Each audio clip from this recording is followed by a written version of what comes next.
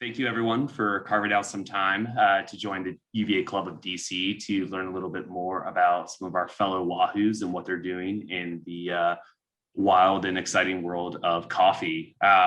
When you guys get a chance, be sure to go to the chat, check out the survey that they've included in there. It's really cool. What we're going to do is we're going to take the results of the survey that you guys did right here at the beginning and actually talk about those towards the end of the event. Really just try to get a sense of what are people's habits when it comes to drinking coffee. How are you doing it? How has that changed because of COVID?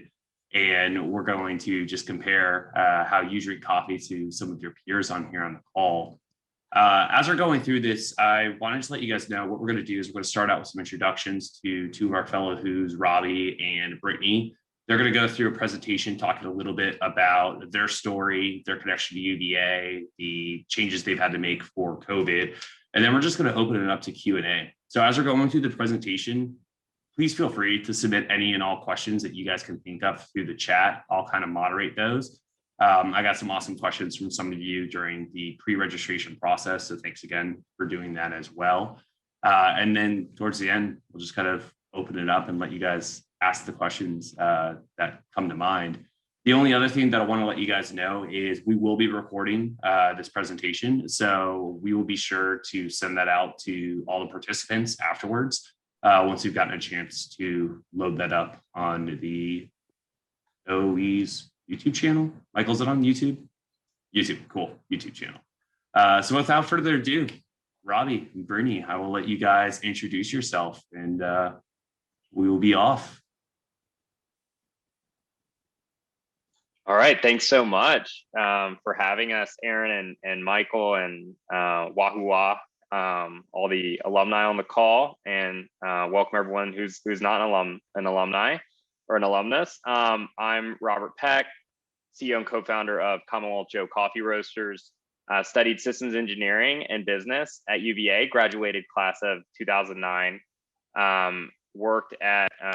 Did an internship at Ernst & Young, and then worked at Accenture for about 5 years, starting in systems integration and technology consulting, transitioning to management consulting before diving into CWJ full time.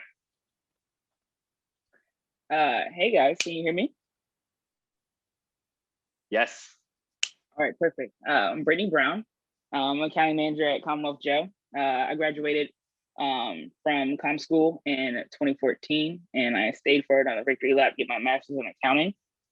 I started my career off in public accounting at EY, and then I went to And Pizza for a couple years, CWJ ever since. So at Commonwealth Joe, our vision is to create amazing beverage experiences where people live, work, and play.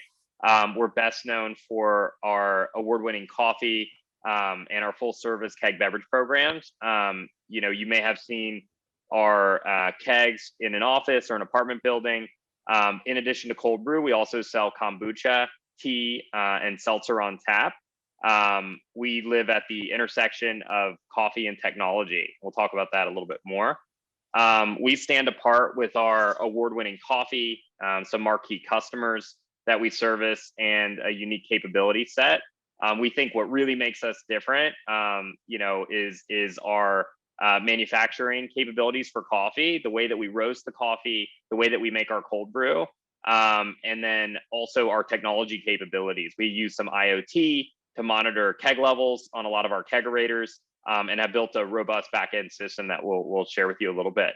Prior to COVID, we were servicing about a little more than 600 commercial office customers and multifamily buildings in the Mid-Atlantic in California, and it was about 500,000 people in those locations. So a little bit about our origin. So I grew up in the coffee business. My mom and I worked together in a coffee shop when I was in high school.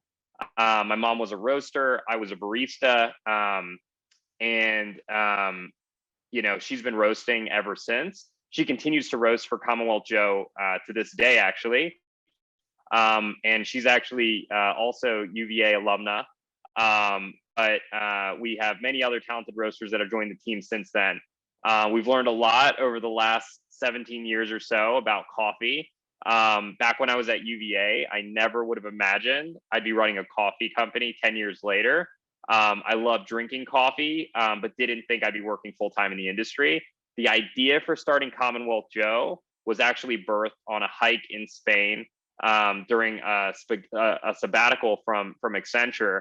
I took a program called Future Leave to take a few months off. And I was hiking the Camino de Santiago with a good friend and fellow UVA alumnus. Realized I really wanted to help other people pursue their passions through business. People like my mom decided to start Commonwealth Joe on that trip and went full time a little less than a year later. Very interested in the evolution of coffee and how that industry is evolving, and thinking about what the next generation of coffee drinkers wants. You know, that has led us down this path of, you know, really getting into cold brew in offices in particular. So at Commonwealth Joe, it all starts with great coffee. We believe amazing coffee fuels everything we do, whether it's a bag you pick up or get online, or a handcrafted drink at our cafe in Pentagon City, or boxed cold brew delivered to your home. Award-winning coffee drives our business forward. The magic really starts at our production facility. We built the facility because we were growing fast and we were getting a lot of traction for kegs in offices. We've raised about $11 million in equity financing since starting the company. A lot of it went into developing our capabilities. We actually create our own mineralized water here after making more than 200 different recipes for water. 98% of what you're drinking in cold brew is water. So getting that recipe right is super important. Prior to COVID, we were only making the cold brew in the keg format. Now we have it in a bag in the box, like a wine box, like you see in the picture on the right. We also have it in a can format. And during COVID, we started making actually tea and seltzer in kegs to sell to our customers too. So we think of our cafe in Arlington as our innovation lab in the brewery's tap room. It's located right across the street from the future Amazon HQ2, which is pretty cool. We test our blends and brews and build our brand here. Our baristas are very talented and compete to come up with new seasonal drinks throughout the year. And we currently have our spring cherry blossom installation up at the cafe, and it's getting a lot of engagement on social.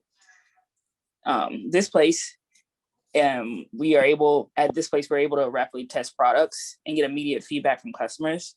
From that, we power our beverage experiences outside this cafe. The coffee shop is not only profitable and above pre-pandemic levels, but expected to grow at double-digit rates over the next several years with the presence of the new Amazon headquarters a block away. By far, what we're best known for is delivering full-service keg beverage programs with our cold brew on tap. Initially, we developed internalized last-mile delivery capabilities to service our customers. We learned how complex and expensive it was to service office customers and the issues that come up with managing on-tap beverage programs. We built a lot of processes and knowledges around how to do that more efficiently. And given our backgrounds in technology, several years ago, we began hiring software engineers to help develop custom software to simplify the process. And actually on my first day at CWJ, I quickly realized that we were not only a coffee company, but a technology company that could be a player in the software as a service space if it so wanted to. Running distribution ourselves and conducting frequent interviews with our customers allows us to create a technology roadmap to improve customer satisfaction and retention, and also to streamline processes, reduce costs, and therefore improve cash flow. CWJ.io is our backend software to manage the end-to-end process from order to delivery. The initial focus areas were data integration, self-service, and automation. CWJ.io helps us to ensure we have the right products at the right markets at the right time so that our customers receive the freshest products. Now, as you can imagine, due to COVID, our focus on on-premise cold brew had to change, and it really forced us to pivot to other business lines. So in this graph, you can see almost overnight, we lost majority of our B2B customers. Everything changed for us and very quickly. So basically overnight, we lost 90% of our revenue over a couple of weeks due to the stay-at-home orders and everyone self-quarantining at home. However, we were able to innovate our tap offerings in the B2B space. We developed proprietary touchless taps during COVID. Touchless taps being piloted at WeWork, one of our major customers, Industrious, and dozens of other existing customers. Touchless taps has enabled reactivation of dormant accounts, requiring contactless solutions, and provide a unique competitive advantage in this post-COVID world. We own touchlesstaps.com and other high traffic domain names to get a lot of product that drive inbound leads for our business. So due to COVID, we knew the keg format wasn't enough. So we developed more formats of coffee, including box cold brew, cans, and larger size of our roasted coffee. We adapted quickly to changing consumer behavior to survive COVID and diversified our revenue centers while many of our competitors shuttered operations. We spent a lot of time growing our reach and footprint during COVID, and we more than doubled our grocery store presence and launched an online coffee subscription business that has picked up hundreds of subscribers over the past year. Our cafe has had positive year-over-year comps and is beating daily sales records nearly every day. We have a strong, scalable foundation with efficient production capabilities in multiple formats. CWJ now plays in multiple arenas to reach customers away from home and at home. Premium brand equity created from keg placements helped us enable expansion beyond the tap. And then back to Robbie for the survey. Yeah, so our business was definitely impacted kind of during COVID. I mean, you saw that graph. Like usually when a chart's going up into the right, it's a really good thing, and like that looked like really strong growth. But that was actually a graph showing how fast our customers were discontinuing service with us. And so back in mid-March 2020, it was crazy. We got the first call from a customer. Hey, we're gonna be temporarily working from home for a couple of weeks, I think was what the call was. And then another one came in, and then, it was just trickling in at first. And then, it really started pouring in, and 2 weeks later, we lost like 90% of the business. So, I think we really had to adapt quickly in the changing environment. And, I remember, I think we laid off, 30 people on April 1st.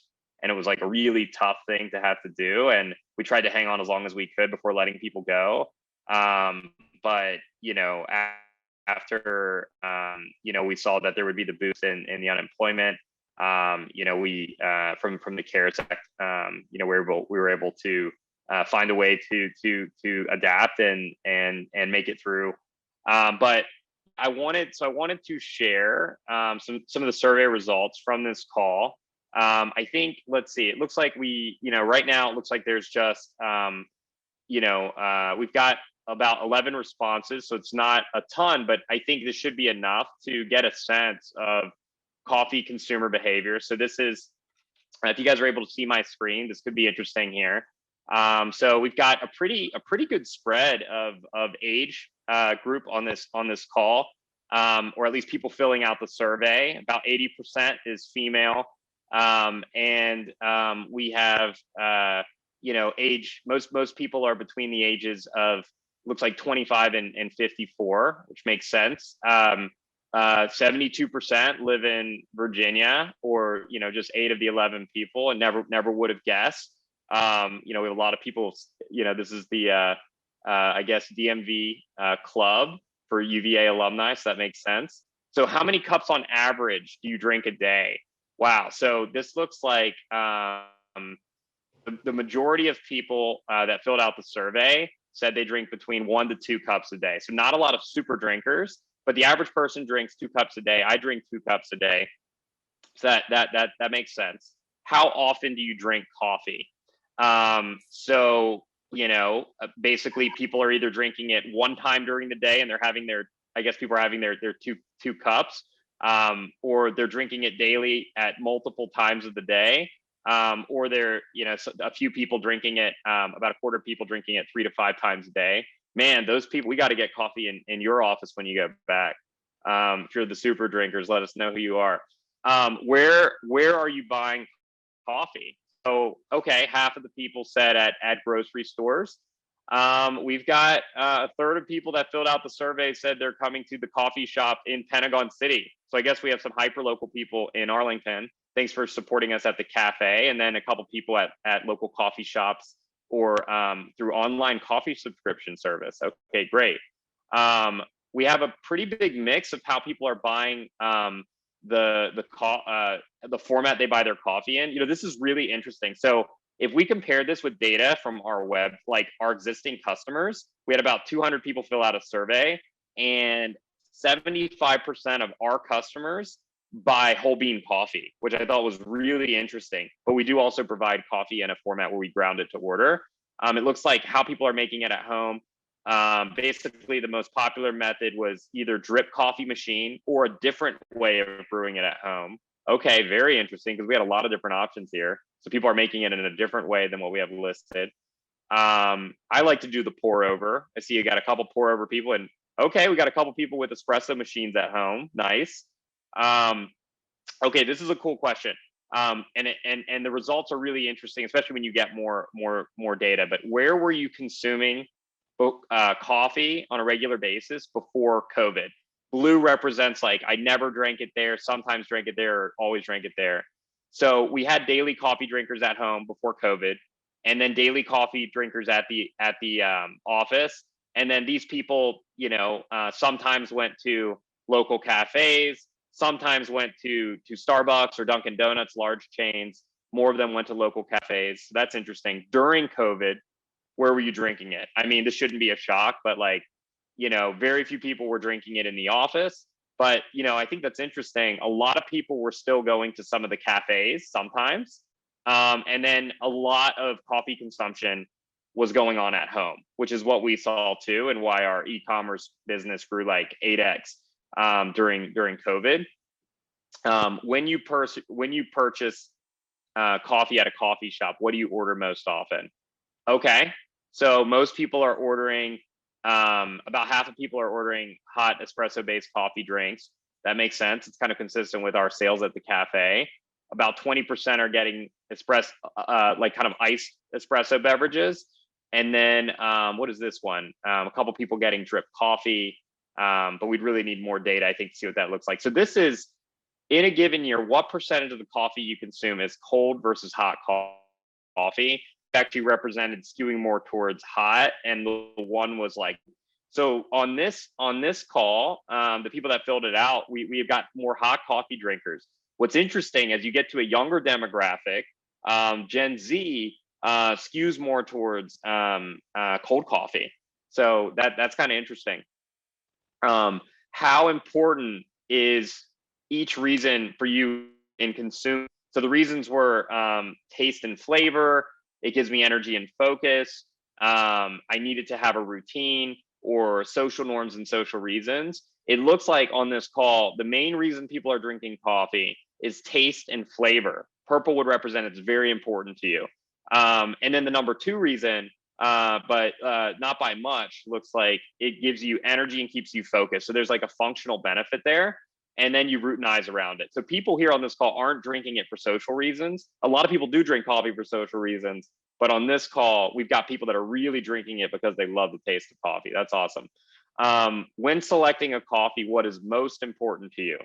Okay, the top two things were the brand and the roast level. When we did this survey with, 200 customers, I think for the same question, I think it was the top reason by like 40% of people chose based on roast level, which was interesting. What's the second most important thing to you? Price and convenience. Interesting. Price and convenience. And then about 2/3 of people have heard of Commonwealth Joe before the event, and a third hadn't. And had you tried our coffee before the event? A little over half of the people that filled out the survey. And then have you been to the cafe? Okay, we got some people that have been to the cafe a lot. Some people that didn't even know there was a cafe, and then everything in between, people that have been a couple of times. How would you describe your current working situation? All right, this makes sense. Most people are currently working remotely on a daily basis. And we have a couple people that are unemployed right now. And then or retired, and then one person said a hybrid model, and yeah, let's see. Does your company have a plan to return to offices? And keep in mind, this is after 50% of people in Virginia have received the first dose. And the most popular answer, 36% of people said yes, they have a plan, but no date has been finalized. No, the company may return, but a solid plan hasn't been communicated yet, was about 20%. Yeah, and this kind of lines up with what we're seeing from our customers. Yes, okay, people already returned to offices. That was about 20%. So that's pretty interesting. And then, oh wow, most people have not seen our products on tap in an office. So we have people that have been to the cafe. More people have been to the cafe than have seen the products on tap. So yeah, that's super interesting data there. And we can now go to questions and questions and answers. And we do have, by the way, if you're in the area and you go to the cafe, tell them you're with the UVA Club of DC, and you're going to get 20% off for the whole month of May.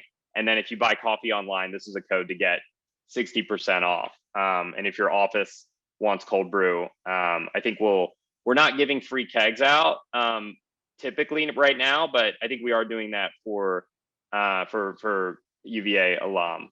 But let's open it up for questions. I have a question. Could you tell us exactly Sure. where the cafe is located in? You say Pentagon City, but I'm not even sure exactly where the Amazon office is going to be. Is it near a metro station? Yes, it is. So it's located in Pentagon City. The address is 520 12th Street South, and it's in a multifamily luxury apartment building where the Whole Foods Market is. It's in the same building. The building is called the Bartlett. The cross streets are 12th Street and then South Elm Street, and it's a little bit a block east of Costco, if you're familiar with the area. Oh, it's a block east of Costco. Yes. In a development that came up in 2016, right where the Whole Foods is, between basically Costco and Whole Foods. The Whole Foods is over near Costco? Yes. There's a Whole Foods over near Costco. So come stop by, check it out, and we'd love to see you there.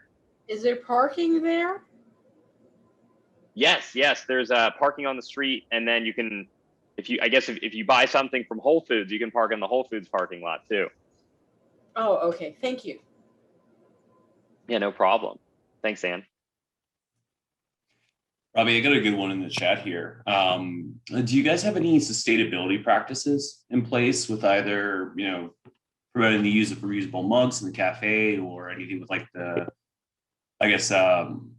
composting, like used grounds or anything along that in your process? Yeah, great question.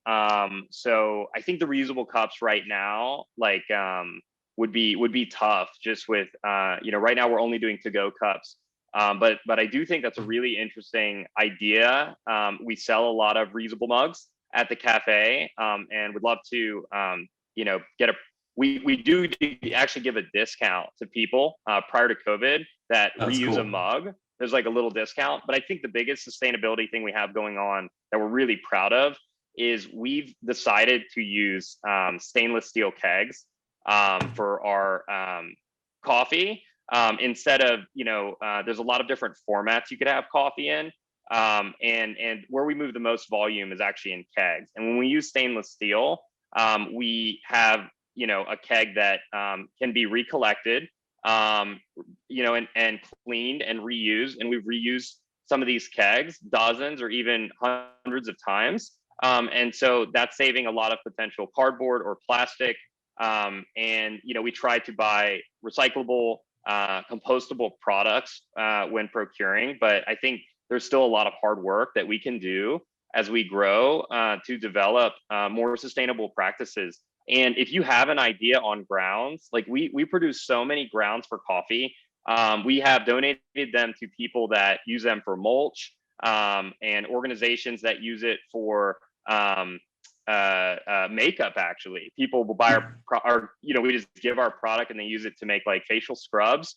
And then one that I thought was really interesting, we donate some of the coffee sacks to sometimes to flower companies in the area that we use them to make bouquets.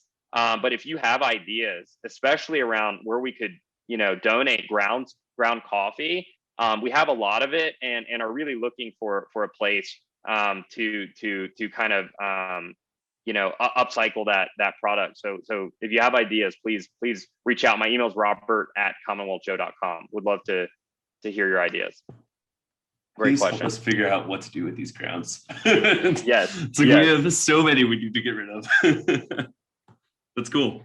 That's very cool. I got another one that came in through here. Is there anything about your guys' business model that you had to adapt because of COVID that you then are now looking at where you're like, even once things are back to normal, like we're 100% going to still keep doing this. Like this is a brilliant idea that we're going to keep going Totally. regardless of how things shift or sort out. Yeah, absolutely. COVID made us really adapt, and we changed the formats that we're in. We plan to stay in those new formats. So we started selling boxed cold brew online. We're going to be launching a new website soon, something we probably wouldn't have done had COVID not happened. But our e-commerce is like, we have so many people working from home and they're drinking coffee at home every day, and they want to get our coffee at home. And we've made a lot of investments in e-commerce to meet that need and changing the formats of our coffee. We launched a coffee subscription business that didn't even exist for us before COVID. And I think what we found is customers love getting the coffee on a recurring basis, but we also see opportunities for improvement there. On making it easier to pause the subscriptions or change the frequency. So we're going to be really diving in to make that experience better. I think other things that we did during this time period, we were really looking to save on costs, and we were actually buying seltzer kegs from other companies. But we have a fantastic team and a wonderful brewing equipment. And so during some of that downtime, we were looking to give meaningful work to our team to keep as many people employed as we could. Some of the projects that we came up with were developing seltzer recipes, and we internalized some of those capabilities. So we will be producing those products moving forward for our office customers. And yeah, those are just a few of the things. Brittany, I don't know if there's other things that we developed during COVID that come to mind for you that are definitely going to be parts of our business going forward.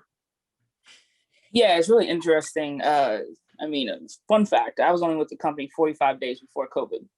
So I had a lot of hitting the ground running, and it was just my personality to be able to, your audit background kicks in where you're able to understand a company and their processes fairly quickly. And what really happened was understanding, our controls and process that were in place. With a lot of growth companies, you have a lot of people. You're growing very fast, right? So some things get missed just in the measure of keeping up with demand. So what I did when I just started tighter treasury management and cash controls, better documentation of processes that helps with employee turnover, and just better understanding of a process to see gaps of where you can become more efficient. And like I said, since we're so tech focused, really leaning on other departments to make your job easier. So I feel like now there's a lot more, maybe more cross-departmental communication, so everyone knows what everyone is doing. And that's also a function of people being able to pivot. And, due to COVID layoffs, people are in stretch roles that they weren't in previously. So you learn a lot, but it's just a matter of, understanding that even though you have a small team, you can still, push things to the finish line. You just have to have more control and oversight to make sure that can get done. It's very cool. Actually, One other thing we did that was interesting. Prior to COVID, we were doing all the deliveries to our customers direct, like we were distributing on our own trucks. But during COVID, there were some opportunities that came up in other cities that we didn't service, and so we developed kind of an indirect distribution model through distribution partners. And what was really interesting there is, we would still have the customer contract. We would expand the contract to the new market, and we would work out kind of a last mile delivery fee for the distributor, so everyone could make some margin to do that business. And we would fulfill the orders using our delivery software that we created, that CWJ.io software. And we started letting these distributors use our software to make the deliveries. And then they started asking, can we use this software for our other customers? And so, they started using that software to deliver products to all of their other customers, and they deliver a lot of different types of products. So I think, that could even be an opportunity for us to move more volume through those distributors, and also help them out to leverage some of the back end distribution software that we built initially for ourselves to simplify some of the complexity. So that may be a part of our business going forward. That's cool. So you guys all heard it here. When CWJ is a delivery SaaS software company a few years from now, and you guys have completely pivoted and have blown up, we knew where the humble beginnings came from. That's awesome. I got another question for you guys, and this is actually one that I've always kind of wondered too. So what is the difference between iced coffee and cold brew? And even the third is between the Nitro Cold Brew. Sure, I'll take that. So iced coffee is typically coffee brewed hot, served, over ice. In a lot of shops, that could be coffee that was left over in the that was made for hot coffee that they didn't use, and so they want to find a way to sell that the next day. For us, iced coffee at our shop would mean brewing the coffee hot and immediately storing it cold on ice, but it's brewed over a period of about 3 to 5 minutes using hot water as the extraction agent. For cold brew, it's very different. So instead of heat being the extraction agent, it's really time. So you're using cold water extracted over a very long period of time, usually 16 to 24 hours. I think our current process is about 18 hours, depending on the recipe. We have different recipes for different coffees. And then that cold brew is stored cold from birth, from the time that you make it until the time that you drink it. And cold brew is less acidic. It is more caffeinated. And it has if you make it right, it's a little bit sweeter. And then if you put it under high pressure nitrogen, which you're asking about the Nitro Cold Brew, for an extended period of time, it'll get the mouthfeel of like a Guinness, where it has kind of a creamy head on it, and it has kind of the cascading upward effect of the nitrogen bubbles. And what that does, from an experience perspective, is from a taste perspective, it brings out some more of the sweetness in the coffee. And from an experience perspective, it's pretty fun and Instagrammable, and has a nice like mouth feel. And it's very it's a very smooth drinkable coffee. But some people switch between iced and cold brew depending on if they want, acidity isn't always a bad thing. Some people want a little more acidity. Some people don't always want the caffeine boost brew. So those are some of the differentiations between iced coffee, our classic cold brew, and then what we call our original Nitro Cold Brew. That's awesome. I got another good one for you guys. So since coffee is such a social phenomenon, how does CWJ help play a role in the community? The person submitting this mentioned that they've seen that you guys have hosted local artwork, which is awesome. Have you guys planned, or are you guys thinking about doing any other sort of social or community building events in the future? Yeah, I mean, I think, go ahead, Brittany. I was going to ask you wanted me to take it. So I helped facilitate the art show last year. It was really cool. Just reaching out to local DMV artists who, you wanted an outlet, one for, all the social justice and changes that were happening in the city, just to, donate their work and express themselves and create a community event that wasn't, that was a little bit out of the box, but still got the point across. And we actually sold all of the art that was showcased that day. We had over 40 art pieces and various other pieces that weren't displayable, like canvas art. And majority of it went to, we donated majority of it to the cause. We did plan to have one every year. So it's just in the works, just a matter of us picking a month that works out for the cafe and the team with all the initiatives that we got going on. Yeah, and we're definitely going to do of programming with in the area. The area's been rebranded in Pentagon City, Potomac Yards, and Crystal City is now being has been branded kind of as the national landing with the new Amazon HQ2 coming.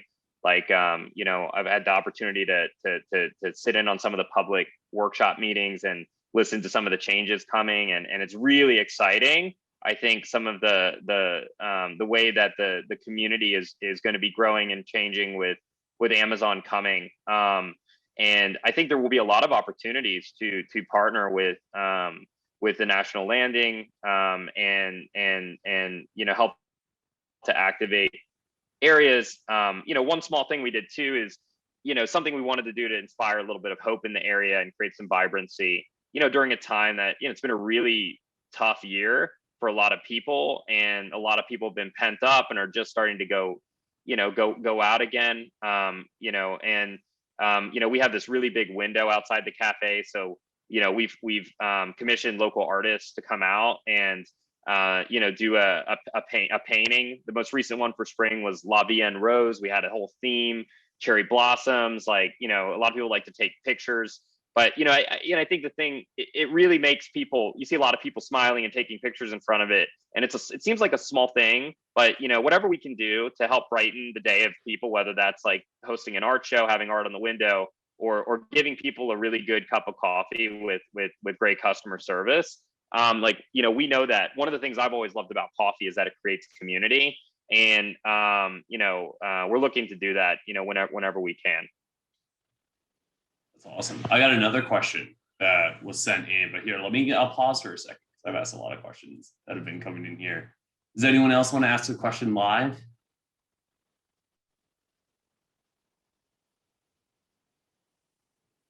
Okay, I'll ask my question. I always want to hold it for like an extra beat. You never know. There's always someone on the fence, and I'm like, do I unmute? No, I'll stay muted. Another question we got. This was from before the event during the registration, but kind of interesting. It's like, so think about your time at UVA, whether it was in systems or whether it was at the comm school. Like, what do you guys find yourself using from your time at UVA, or even not even in school, like maybe just extracurricular in your day-to-day at CWJ? Yeah, I think there's a lot that you learn, in your class, in the curriculum, that is directly relevant or indirectly relevant, but then a lot of what you learn outside of the classroom has been relevant too. I think, so I studied systems engineering, minored in business. Definitely think that, understanding the systems development lifecycle and how to understand, the voice of the customer and, develop, a product around that. I think systems engineering has really taught me a way of thinking to understand what the requirements are and work through a project in a structured way. I got a lot out of my project management class at UVA, understanding like innovation processes. That was one of my favorite classes at UVA in the comm school. And then I think there's a lot of value just in the different projects you have working on teams, whether it's creating, we did a lot of, projects in teams that would kind of end in a presentation to your class. And you have to work with people from very different backgrounds and different skill sets. And so learning to understand the strengths and weaknesses of different members on the team and learning to play in on the strengths, I think is one of the most important, things. But I'll tell you one thing I wish I learned a little bit more about an undergraduate would be like, if I could go back, I would have taken a little bit more finance and accounting courses, and really double down on that.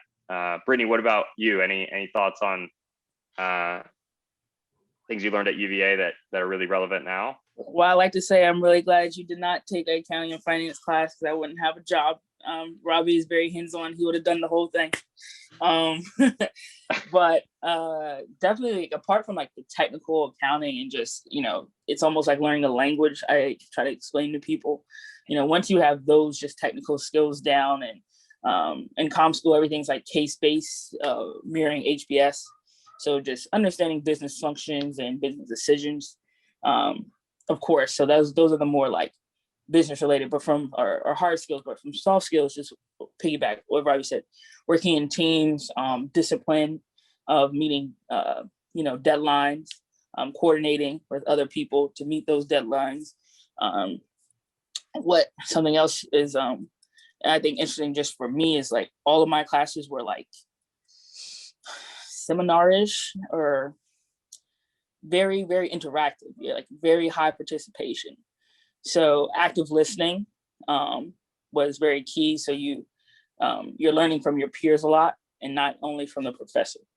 So I take that with me every day. And I think the most important thing that you can't even put a price on is the value of personal relationships and how you treat others and your understanding of, who that person is on a more personal level.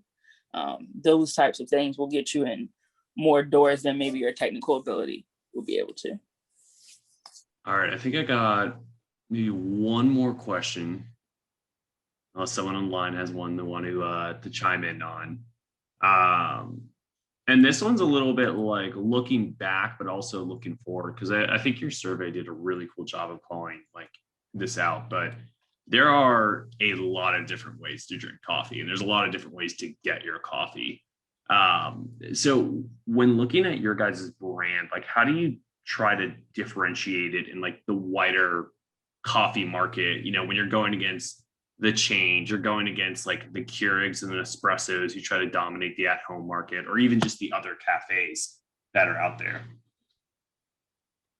Yeah, great question, Aaron. I think the coffee market is it's a crowded space. There's a lot of players in it. So we do a lot of thinking about where to play and then also how to win. We've you can either kind of use kind of a fast follower approach and try to do what other people are already doing, look for the trends in that way and try to do it better than they do, or differentiate yourself based on the product, the pricing, or the format, the messaging around it. Or you can try to find, I think the harder thing to do is try to find white space where people aren't playing yet. But if you have a deep understanding of consumer trends and see an unmet need, and go get the data to really validate that the demand is there, but there isn't a need, I think that takes a lot of guts to go into something new. And I think we do a little bit of both. I think with our cold brew business, going into the office segment, we were the first to do that in the DC metro area, to do the kegs on tap. And I think we really hit that trend on the nose. And we knew that, I think a lot of people thought that cold brew might be a fad, or cold coffee, but it's really here to stay. And I think cold coffee is one way we'll differentiate ourselves. But I think other ways that we differentiate ourselves in a format that every coffee company is in, basically, which is roasted coffee, like the beans, we really strive for freshness. So really large companies have complex supply chains, and it takes a long time from the time you roast the coffee to the time it actually gets past the distribution center to the grocery store shelves. So, we go direct to a grocery store or to our cafe and can have beans on the shelf or delivered to your door within, a day or 2 days of the coffee being roasted. And we've learned that freshness really matters. So we try to really play on that, that differentiator. But it is a competitive market, and you do have to figure out how you're going to carve out white space, or do what everyone else is doing better than they're doing it. Yeah, I mean, that's awesome. I remember, I think I told you about this one first time we chatted, but you guys at my last company, when the Nitro Cold Brew kegs like rolled in, I remember like everyone was just staring at it like it was the first time people discovered fire. Like we were like, what is this? This could actually exist. And to the point where we literally had a Slack channel just dedicated to tracking like the status of the cold brew kegs. And like we would literally like that's hilarious. Stalk your delivery drivers on like every Tuesday morning. We're like, the kegs are here. they're ready to be delivered as well. So I would not be shocked if there were other companies that were only trying to get in and like wedge in there too. But it's cool that you guys have like used COVID as a way to like further kind of innovate, and diversify what you guys are doing. Yeah, thanks a lot. And yeah, I think it's I love hearing the stories about people having the Slack channels for the keg. We have found in our customer interviews and talking with office workers, that perk in the office is really valued. So I think we didn't realize when we first got into the cold brew in the office that the problem that we were solving wasn't just like giving good coffee. The problem, like, companies were trying to attract and retain talent, and they all had a hot coffee solution in the office. But the next generation of coffee drinkers is cold coffee drinkers. And there isn't a cold coffee solution in a lot of those offices. So, despite there being a ton of competition, there was nobody playing in that space when we went into it. And there still are, very few players in that space now, partially because that distribution, that route to market of refrigerated supply chain to get really high quality craft beverages into the office segment doesn't exist nationwide. So, we kind of found this interesting white space and a way to kind of meet that need.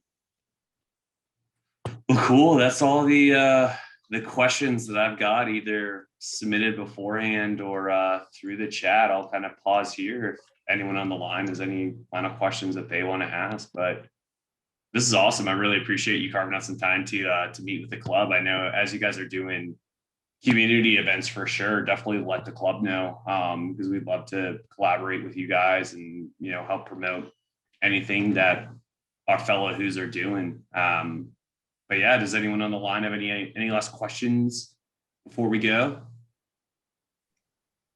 I just wanted to tell Robbie that his cafe brought me a lot of joy the last year, living alone in the neighborhood and, not really having anywhere to go sometimes, like just having a coffee place to go, and the staff there is always so great. They really are very knowledgeable about the coffee they're serving. So place matters as well as the business. So thank you. Oh, thanks a lot. Really, really, thank you for the support, and glad it's brought you, some joy. We considered closing for a while during COVID, but somehow found a way to stay open and keep our team employed. And even though we were to go only for like a pretty long time, but I'm glad you've been getting joy from that. Thanks a lot, Rebecca. Do you all have any restaurants in the Alexandria area where you serve your coffee? Yeah, so there's one that comes to mind in Delray, is Junction Bakery. So Junction Bakery in Delray, they have a fantastic pastry program. We helped them build out their coffee program. And then I think the cold brew, in terms of locations open right now, I think the cold brew is also on tap. If you're a fan of like acai bowls and smoothies, there's a South Block Juice, I think in Old Town Alexandria near King Street, that has the cold brew on tap there. And if you're an espresso drinker, I think Landini Brothers is open now, and they're serving our espresso. So there's just a few places that are top of mind. That's how I found you guys. The espresso I had at Landini's was so good. I tracked down that it was your coffee, and I went and bought some a week later. Oh, that's amazing. You should tell them to market you all the more, because it was really good. Yeah, that's fantastic. I'm really glad. That's amazing that you tracked it down, because that's hard work, because I don't think you can even see what coffee they're serving. So you have to ask about it. But yeah, I'm glad you enjoyed it. You might check in, because I think it actually was, it's possible it was listed at the bottom of the page or something on the menu. Okay. I didn't see that, but they knew it when I mentioned it, and I asked who else had it. And then I just looked you up and found where you were and bought 2 bags of it. Oh, that's awesome. Yeah. There's a great alternate use, of course, and that's espresso martinis.